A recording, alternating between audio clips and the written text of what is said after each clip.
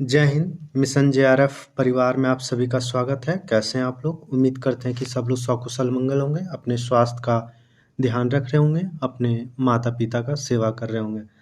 आज हम लोग दूसरी कहानी बंग महिला की देखने वाले हैं, दुलाई वाली। बंग महिला के विषय में हमने चंद्रदेव से मेरी बातें कहानी पढ़ते समय सभी महत्वपूर्ण बिंदुओं को ध्यान से देखे थे और जो भी उनकी रचनाएं थी उनके विषय में सभी को विस्तार पूर्वक हम पढ़ चुके हैं। आज हम लोग दुलाई वाली कहानी पढ़ेंगे।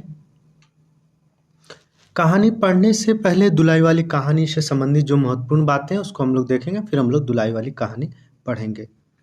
दुलाई वाली कहानी बंग महिला के द्वारा लिखा गया है। यह कहानी 1907 में प्रकाशित हुई। इसके पात्र कौन कौन है? वंशीधर। इसमें जो महत्वपूर्ण है उनको हम लोग देखेंगे।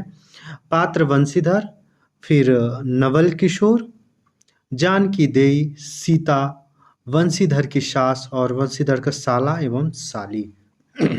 यह सब कौन है? यह दुलाई वाली कहानी के पात्र हैं। दुलाई वाली, जब अगर हम कहानी दुलाई वाली पढ़ते हैं तो दुलाई वाली का शब्द का अर्थ भी हमें पता होना चाहिए। जब किसी कपड़े का मोटा चादर जिसे नवविवाहित औरत घूंघट लेती है, क्या कहते हैं? कपड़े का मोटा चादर जिसे नवविवाहित औरतें घूंघट लेती है उसे ही हम क्या कहते हैं? दुलाई वाली कहते हैं। दुलाई वाली कहानी की शुरुआत दशाश्वमेध घाट अर्थात काशी से होती है। दशाश्वमेध घाट कहाँ है? वह काशी में है, वहीं से यह कहानी प्रारंभ होता है।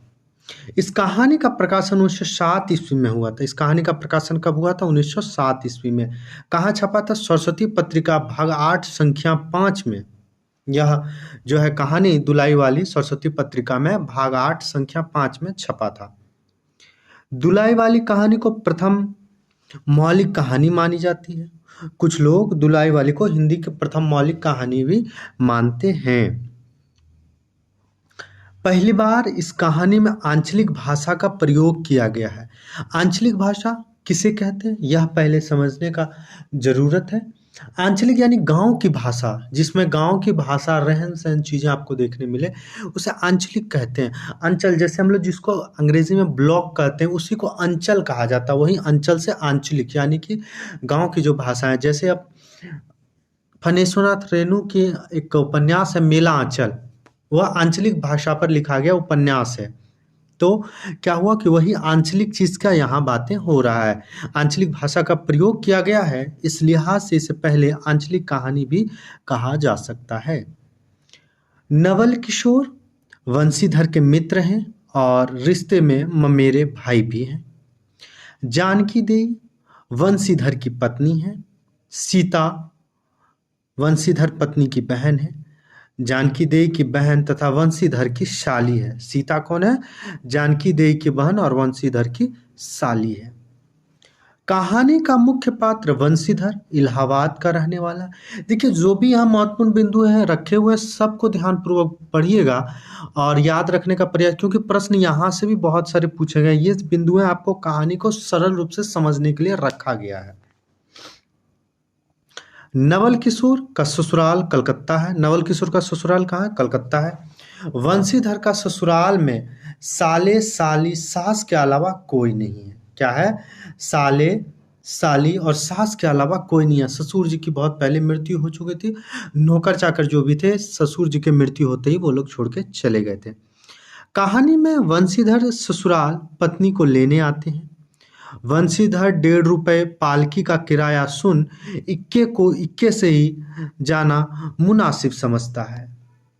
वंशीधर भूलवश देसी धोती न पहन विलायती धोती पहनकर जाता है। इससे यह समझ में आता है कि इसमें विदेशी वस्तुओं को बाहर और देसी वस्तुओं का सम्मान किया गया है। यानी कि जितने भी विदेशी कपड़े थे उसका बहिष्कार किया गया था, वो चीजें इसमें देखने कहीं ना कहीं मिलता है। वंशीधर ड्योढ़ी का टिकट ले भीड़ की वजह से तीसरे दर्जे में जाकर बैठ जाते हैं। पत्नी जनाना डब्बे में बैठती है। मिर्जापुर में वंशीधर पूड़ी और मिठाई खाता है। नवल किशोर और वंशीधर एक दूसरे को मुगल सराय में मिलने की बात कही थी, पर दोनों नहीं मिल पाते हैं। ये हमारे कुछ महत्वपूर्ण बिंदु हो गए। अब हम लोग कहानी की ओर चलेंगे। कहानी दुलाई वाली हम लोग पढ़ेंगे। दुलाई वाली कहानी के विषय में जो भी महत्वपूर्ण चीज़ें थी सब हम लोग देख चुके हैं। अब हम लोग कहानी पर बढ़ेंगे। दुलाई वाली कहानी हमने आपको बताया बंग महिला के द्वारा लिखा गया। बंग महिला के विषय में हम लोग चंद्रदेव से मेरी बातें कहानी पढ़ते इसमें हम लोग देख चुके हैं। दुलाई वाली 1907 बंग महिला। काशी के दशाश्वमेध घाट। कहानी का आरंभ कहाँ होता? काशी के दशाश्वमेध घाट से। काशी के दशाश्वमेध घाट पर स्नान करके एक मनुष्य बड़ी व्यग्रता के साथ गुदोलिया, यह आपका बनारस में पड़ता है, गुदोलिया की तरफ आ रहा था। एक हाथ में एक मैली सी तौलिया में लपटे हुए भीगी धोती और दूसरी में सुरती, जिसको खैनी भी कहते हैं, कि गोलियों के कई डिब्बियां और सूंघनी की एक पुड़िया थी। उस समय दिन के 11 बजे थे। गुदोलिया के बाएं तरफ जो गली है उसके भीतर एक और गली में थोड़ी दूर पर एक टूटी सी पुरानी मकान में जा घुसा। मकान के पहले खंड में बहुत अंधेरा था, पर ऊपर की जगह मनुष्य वासोपयोगी था। नवागत मनुष्य धड़धड़ाता ऊपर चढ़ गया। वहां एक कोठरी में उसने हाथ की चीजें रख दी और सीता सीता कहकर पुकारने लगे। सीता कौन थी? उनकी शाली थी। एक चीज यहाँ याद रखिएगा, एक पात्र कौन आया? सीता सीता। और एक पात्र हम लोग कहाँ देखे? वंशीधर देखे। ये जो एक मनुष्य की बात करें, एक मनुष्य, ये कौन है? वंशीधर है। सीता क्या कहा? कहती हुई एक 10 वर्ष की बालिका, यानी कि सीता की उम्र कितना है? 10 वर्ष है। इसको याद रखिएगा, सीता की उम्र कितना है? 10 वर्ष है। एक 10 वर्ष की बालिका आ खड़ी हुई। तब उस पुरुष ने कहा, सीता जरा अपनी बहन को बुला ला। सीता अच्छा कहकर सीता गई और कुछ देर में एक नवीन स्त्री आकर उपस्थित हुई। उसे देखते ही पुरुष ने कहा, लो, हम लोगों को तो आज ही जाना होगा। इस बात को सुनकर स्त्री कुछ आश्चर्ययुक्त होकर और झुंझला कर बोली, आज ही जाना होगा? यह क्यों? भला आज कैसे जाना हो सकेगा? ऐसा था तो सवेरे भैया से कह देते। तुम तो जानते हो कि मुंह से कह दिए। तुम तो जानते हो कि मुंह से कह दिया, बस छुट्टी हुई। लड़की कभी विदा की होती तो मालूम पड़ता। आज तो किसी सूरत में जाना नहीं हो सकता।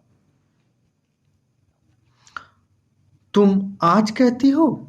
हमें तो अभी जाना है। बात यह है कि आज ही नवल किशोर कलकत्ते से आ रहे हैं। नवल किशोर कहाँ से आ रहे हैं? कलकत्ते से आ रहे हैं। इसको भी याद रखिएगा। नवल किशोर कहाँ? कलकत्ते से आ रहे हैं। आगरे से अपनी नई बहू को भी साथ ला रहे हैं। नई बहू को वो कहाँ से ला रहे हैं? आगरे से। आगरे से अपनी नई बहू को भी साथ ला रहे हैं। नई बहू को कहाँ से साथ ला रहे हैं? आगरे से भी। सो उन्होंने हमें आज ही जाने के लिए इसरार किया है। हम सब लोग मुगल सराय, एक जगह का नाम कहाँ आया? मुगल सराय, जिसका नाम अभी मुगल सराय से बदलकर पंडित दीनदयाल उपाध्याय कर दिया गया है। मुगल सराय से साथ ही इलाहाबाद चलेंगे। इलाहाबाद का भी नाम बदलकर अभी क्या कर दिया गया है? प्रयागराज, जहां संगम का मेला लगता है। इलाहाबाद चलेंगे। उनका तार मुझे घर से निकलते ही मिला। इसी से मैं झट नहा धोकर लौट आया। बस अब करना ही क्या है? कपड़ा वपड़ा जो कुछ भी हो बांध बूंद कर घंटे भर खा पी कर चले चलो। जब हम तुम्हें विदा करने आए हैं तो कल के बदले आज ही सही। हाँ, यह बात है। नवल जो चाहे करवाए। क्या एक ही गाड़ी में जाने से दोस्ती का बट्टा लग जाएगा? कथन इसको याद रखिएगा, प्रश्न यहाँ से पूछे जा सकते हैं। क्या एक ही गाड़ी में 9 जाने से दोस्ती में बट्टा लग जाएगा? यह कथन पूछे जाने की संभावना है। अब तक किसी तरह रुकोगे नहीं, जरूरी है उनके साथ जाओगे, पर मेरे तो नाको दम आ जाएगी। क्यों? किस बात से? उनकी हंसी से। और किससे? हंसी इट्ठा भी राह की अच्छी लगती, उनकी हंसी मुझे नहीं भाती। एक रोज मैं चौक में बैठी पूड़ियां काट रही थी, इतने में ना जाने कहां से आकर नवल चिल्लाने लगा, ए बुआ, ए बुआ, देखो तुम्हारी बहू पूड़ियां खा रही है। मैं तो शर्म के मारे मर गई। हाँ, भाभी जी ने बात उड़ा दी सही। वे बोली, खाने पहनने के लिए तो आई ही है, पर मुझे उनकी हंसी बहुत बुरी लगी। बस इसी से तुम उनके साथ नहीं जाना चाहती? अच्छा चलो, मैं नवल से कह दूंगा कि ये बेचारी कभी रोटी तक तो खाती ही नहीं, पूड़ी क्यों खाने लगी। इतना कहकर वंशीधर कोठरी के बाहर चले आए और बोले, मैं तुम्हारे भैया के पास जाता हूं, तुम रो रुलाकर तैयार हो जाना। इतना सुनते ही जानकी देवी की आंखें भर आई और आषाढ़ सावन की ऐसी झड़ी लग गई। वंशीधर वंशीधर इलाहाबाद के रहने वाले हैं। वंशीधर कहाँ के रहने वाले हैं? इलाहाबाद के रहने वाले हैं। बनारस ससुराल है। बनारस क्या है उनका? ससुराल है। इसको याद रखिएगा, बनारस उनका क्या है? ससुराल है। बनारस उनका ससुराल है। स्त्री विदा कराने आए हैं। ससुराल में एक साले, साली और सास के सिवा कोई नहीं। ससुराल में कौन कौन है? एक साले, साली और सास के सिवा कोई नहीं है। इसको भी याद रखिएगा। ससुराल में साले, साली और सास के सिवा कोई नहीं है। नवल किशोर दूर के नाते में ममेरे भाई हैं। एक और महत्वपूर्ण बिंदु क्या है? नवल किशोर दूर के रिश्तेदार में क्या है? एक ममेरे भाई हैं।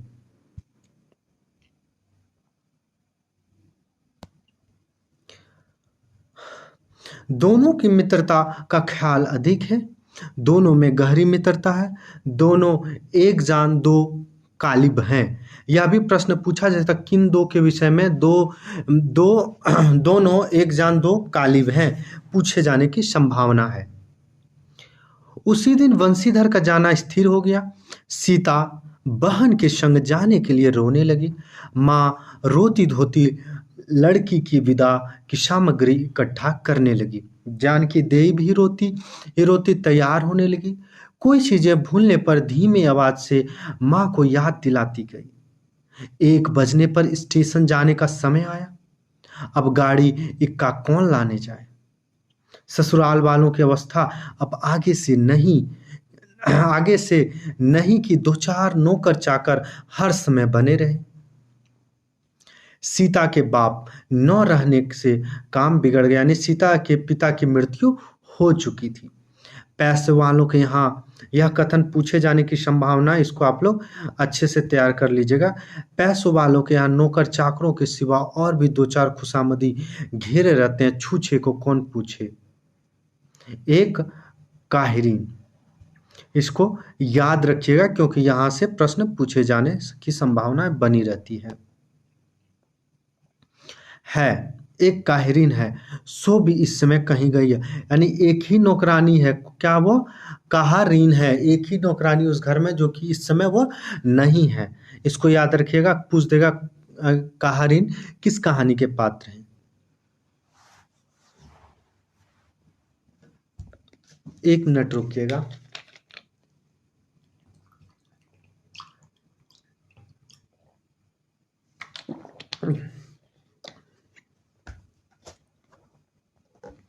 साले राम की तबीयत अच्छी नहीं। वे हर घड़ी बिछौने से बात करते हैं। 30 पर भी आप कहने लगे, मैं ही धीरे धीरे जाकर कोई सवारी ले आता हूं, नजदीक तो है। वंशीधर बोले, नहीं नहीं, तुम क्यों तकलीफ करोगे, मैं ही जाता हूँ।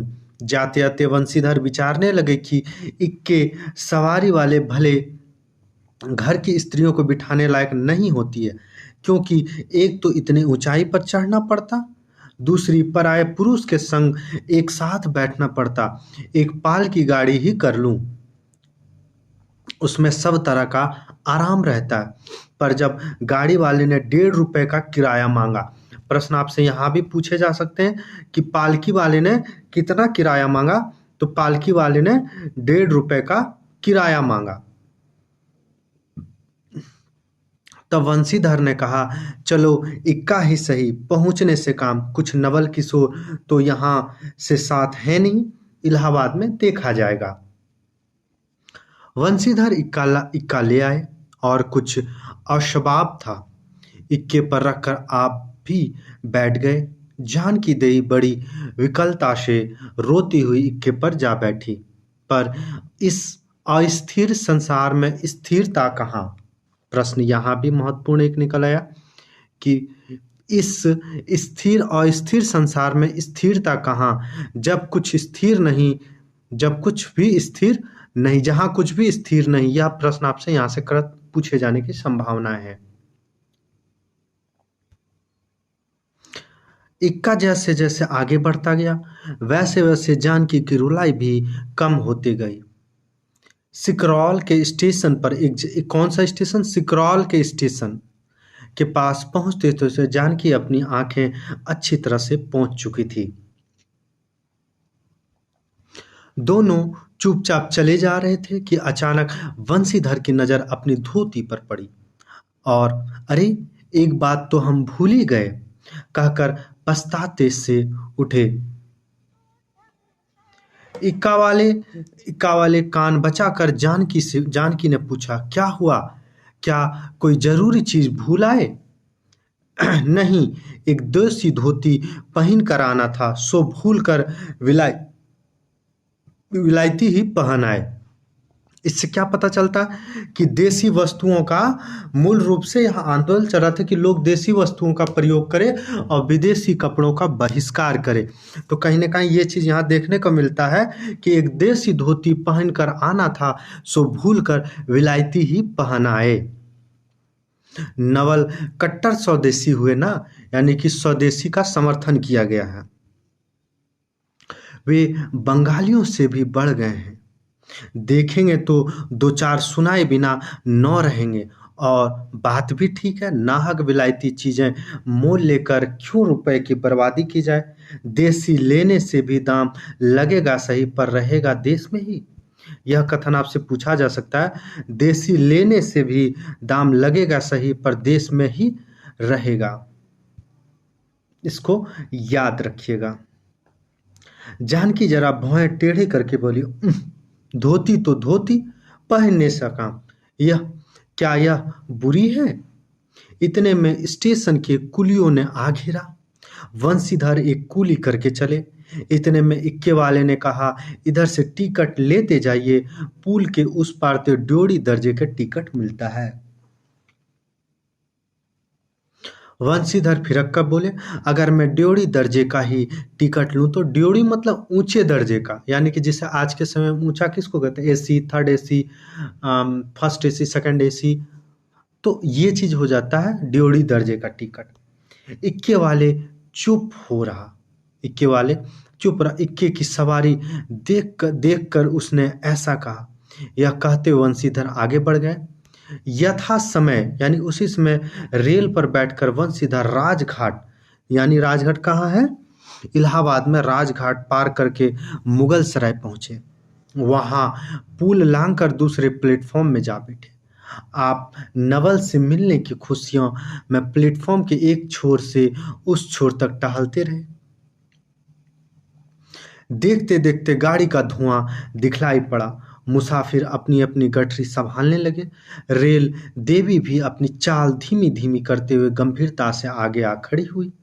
वंशीधर एक बार चलती गाड़ी में ही शुरू से आखिरी तक देख गए, पर नवल का कहीं पता नहीं। वंशीधर फिर सब गाड़ियों को तेहरा गए, भीतर घुस कर एक एक डब्बे को देखा, किंतु नवल न मिले। अंत को आप खिजला उठे, यानी बहुत गुस्सा उठे, और सोचने लगे कि मुझे तो वैसे चिट्ठी लिखी और आप न आया, मुझे अच्छा उल्लू बनाया। अच्छा, जाएंगे कहाँ? भेंट होने पर समझ लूंगा। सबसे अधिक सोच तो इस बात का था कि जानकी सुनेगी तो ताने पर ताना मारेगी। पर अब सोचने का समय नहीं। रेल की बात गठरी, वंशीधर झट गए, जानकी को लाकर जानानी गाड़ी में बिठाया। वह पूछने लगी, नवल की बहू कहाँ है? वह नहीं आए? कोई अटकाव हो गया? कहकर आप बगल वाले कमरे में जा बैठे।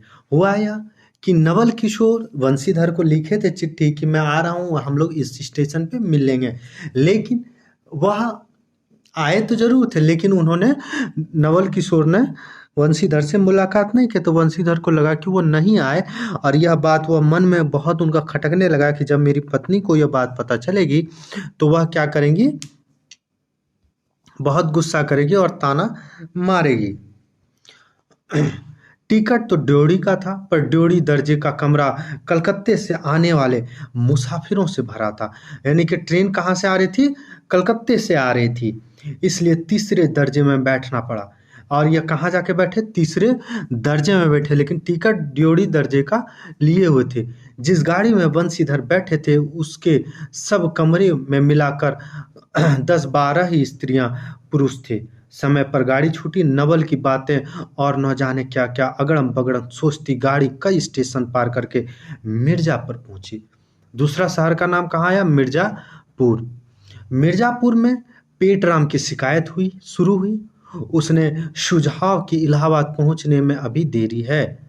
चलने की झंझट में अच्छी तरह उसकी पूजा किए बिना ही वंशीधर ने बनारस छोड़ा था। इसलिए आप झट प्लेटफॉर्म पे उतरे और पानी के बम्बे से हाथ धो करके एक खोचे वाले से थोड़ी सी ताजी पूड़ियाँ और मिठाइयाँ लेकर निराले में बैठ अपने उन्हें ठिकाने पहुँचाया। पीछे से जानकी का सुध आई, मतलब याद आई। सोची कि पहले पूछ लें, तब कुछ मोल लेंगे, क्योंकि स्त्रियां नटखट होती हैं। वे रेल का खाना पसंद नहीं करती। यह भी प्रश्न यहाँ से भी आपसे कथन पूछा जाता, क्योंकि स्त्रियां नटखट होती हैं, वे रेल का खाना पसंद नहीं करती। प्रश्न यहाँ से भी इस कथन को याद रखिएगा।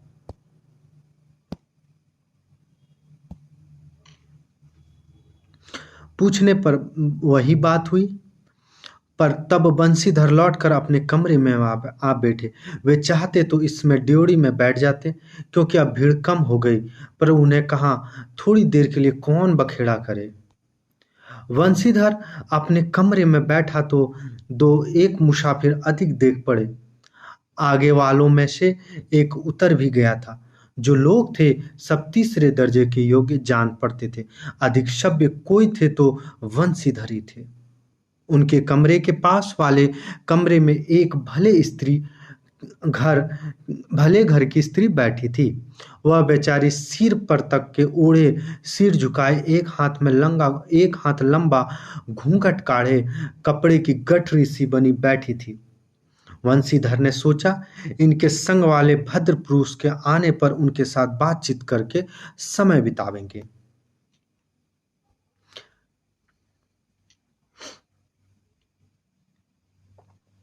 एक दो करके तीसरी घंटी बजी।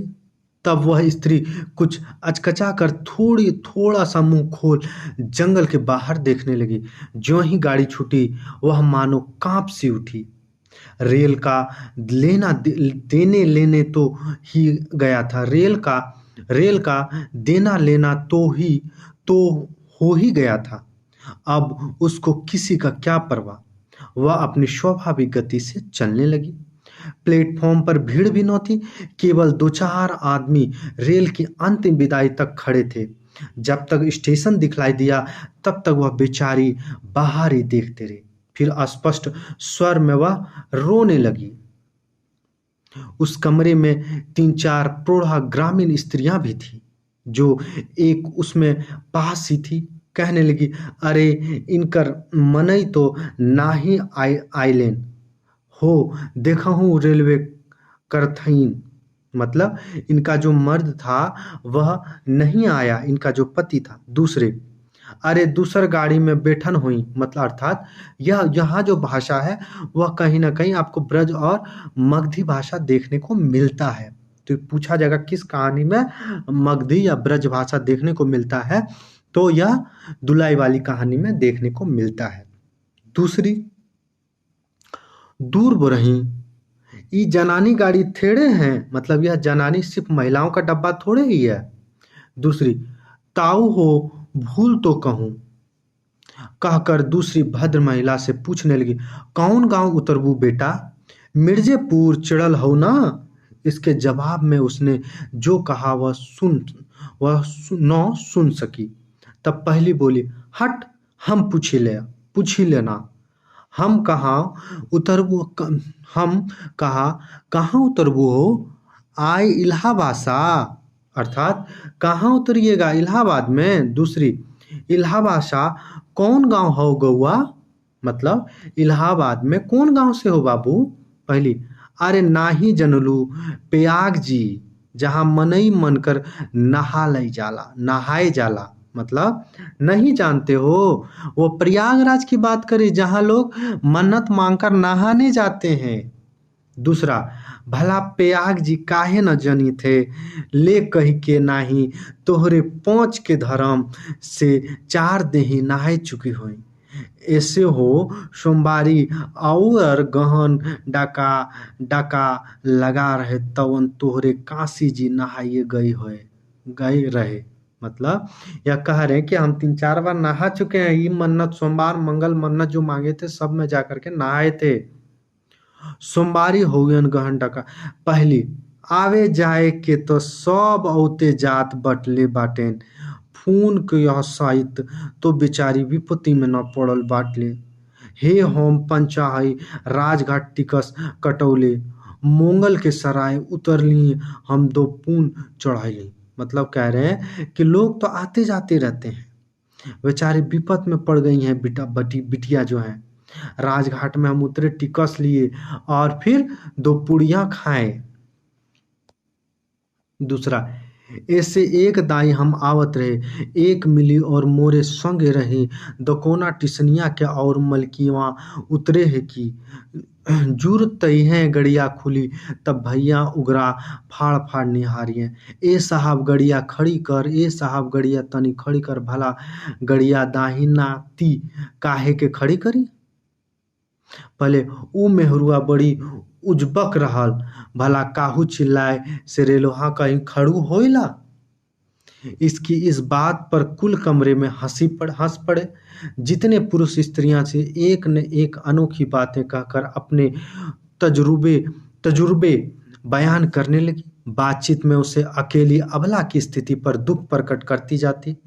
तीसरा स्त्री बोली, टिकसिया पल्ले बाय न काही, हे साहेबवा सुनी ना कलकत्ते ताइले मसूलिया ले, अरे इहो तो नाही के दूर से आवत रहले, फरागत के बदे उतरले।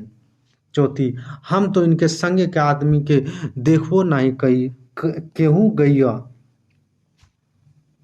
तीसरा, हम देखल रहली मटके टोपी देहली रहलेन को।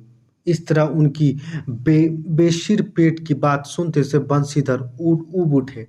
तब वे उन स्त्रियों से कहने लगे, तुम तो नाहक उन्हें और भी डरा रही हो।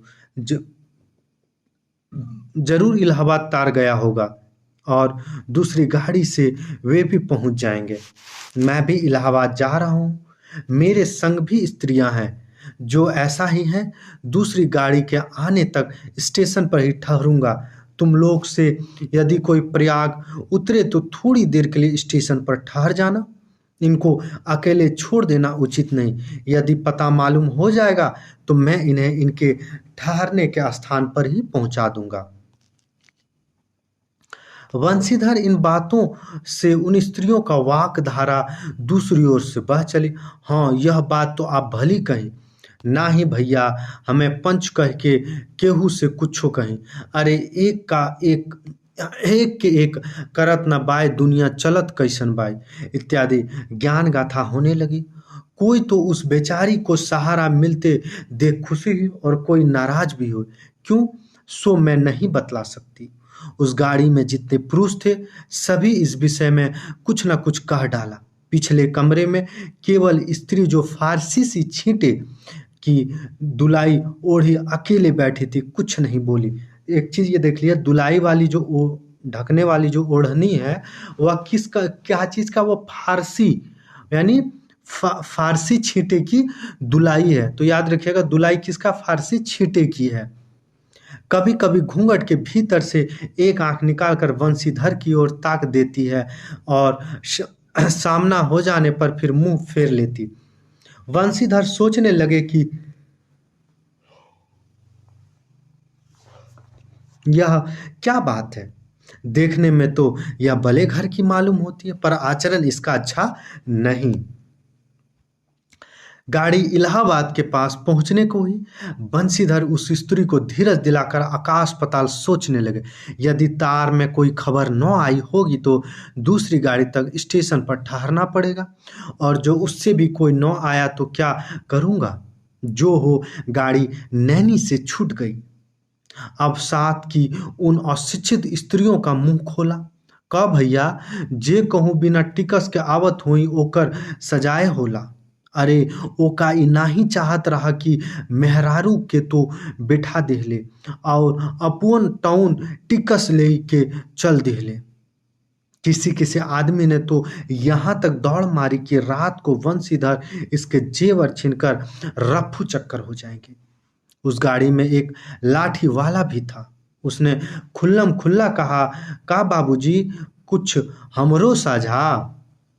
इसके बाद पर बंशीधर क्रोध से लाल हो गए। उन्होंने इसे खूब धमकाया। इस समय तो वह चुप हो गया, पर यदि इलाहाबाद उतरता तो वंशीधर से बदला लिए बिना न रहता। वंशीधर इलाहाबाद में उतरे। वंशीधर कहाँ उतरे, कौन से स्टेशन पे, तो वंशीधर इलाहाबाद में उतरे। एक बुढ़िया को भी वहीं उतरना था। इससे उन्होंने कहा, इनको भी अपने संग उतार लो। फिर उस बुढ़िया को स्त्री के पास बिठाकर आप जानकी को उतारने गए। जानकी से सब हाल कहने पर वो बोली, अरे जाने भी दो, किस बखेड़े में पड़े हो। पर वंशीधर ने न माना।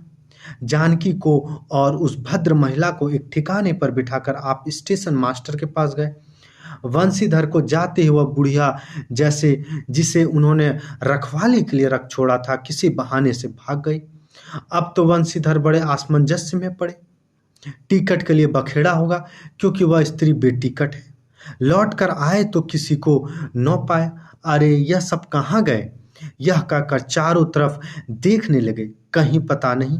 इस पर वंशीधर घबराए। आज कैसी बुरी सायत इस घर से निकले कि एक के बाद दूसरी आफत फंसते चले आ रहे हैं। देखिएगा, यह भी कथन आपसे पूछा जा सकता है, इसको याद रखिएगा कि आज घर से कैसी बुरी सायत लेकर निकले हैं कि एक के बाद दूसरी आफत फंसते चले आ रहे हैं। यह कथन आपसे पूछा जा सकता है। इतने में सामने उसे दुलाई वाली आते देखा। तू ही उन स्त्रियों से कहीं ले गया है। इतना कहना था कि दुलाई से मुंह खोल कर नवल किशोर खिलखिला उठे। अरे यह क्या सब तुम्हारी करतूत है। अब मैं समझ गया कैसा गजब तुमने किया। ऐसी हंसी मुझे अच्छी नहीं लगती। मालूम होता वह तुम्हारी ही बहू थी। अच्छा तो वही गए कहाँ। वे लोग तो पाल की गाड़ी में बैठे ही हैं, तुम भी चलो। नहीं, सब हाल सुन लूंगा तब चलूंगा। हाँ यह तो कहे, तुम मिर्जापुर में कहाँ से निकले। मिर्जापुर में नहीं, मैं तो कलकत्ते से, बल्कि मुगल सराय से तुम्हारे साथ चला आ रहा हूँ। जब तुम मुगल सराय में मेरे लिए चक्कर लगाते थे तब मैं ड्योढ़ी दर्जे के ऊपर वाले बेंच पर लेटा हुआ तमाशा देख रहा था। फिर मिर्ज़ापुर में जब तुम पेट के धंधे में लगे थे मैं तुम्हारे पास से निकल गया। तुमने न देखा मैं तुम्हारी गाड़ी में जा बैठा। सोचा कि तुम्हारे आने पर प्रकट होऊंगा। फिर थोड़ी दूर और देख ले। करते-करते यहाँ तक नौबत पहुँची। अच्छा अब चलो जो हुआ माफ़ करो। यह सुन बंशीधर प्रसन्न हो गए। दोनों मित्रों में बड़े प्रेम से बातचीत होने लगी। बंशीधर बोले, मेरे ऊपर जो कुछ बीता सो बीता। वह बेचारी जो तुम्हारे से गुणवान संग पहले ही बारी रेल में आ रही थी बहुत तंग हुई। उसे तो तुमने नाहक रुकलाया, बहुत डर गई थी। नहीं जी, डर किस बात का था? तुम दोनों गाड़ी में थे ना? हाँ, पर यदि मैं स्टेशन मास्टर से इत्तला कर देता बखेड़ा खड़ा हो जाता ना। अरे तो क्या मैं थोड़ी ही गया था? 4 हाथ की दुलाई की विसात कितनी। देखिएगा यह भी कथन आपसे पूछा जा सकता है कि अरे तो क्या मैं थोड़े ही गया था, 4 हाथ की दुलाई की विसात ही कितनी। यह प्रश्न आपसे पूछा जा सकता है। अरे यह बातचीत अरे यह बातचीत करते करते दोनों गाड़ी के पास आ गए। देखो तो मित्र बंधुओं की खूब हंसी हो रही है। जानकी कह रही, अरे तुम क्या जानो इन लोगों की हंसी ऐसी होती, हंसी में किसी के प्राण निकल जाए तो भी दवा न आवे। देखिए अरे तुम इम्पोर्टेंट इस कथन को याद रखिएगा। अरे तुम क्या जानो इन लोगों की हंसी ऐसी ही होती है, हंसी में किसी के प्राण निकल जाए तो भी इन्हें दया न आवे। खैर दोनों मित्र अपनी अपनी घरवाली लेकर राजी खुशी घर पहुंचे और मुझे उनकी राम कहानी लिखने को छुट्टी मिली। यह दुलाई वाली कहानी अभी खत्म हो गई। चलिए, जय हिंद।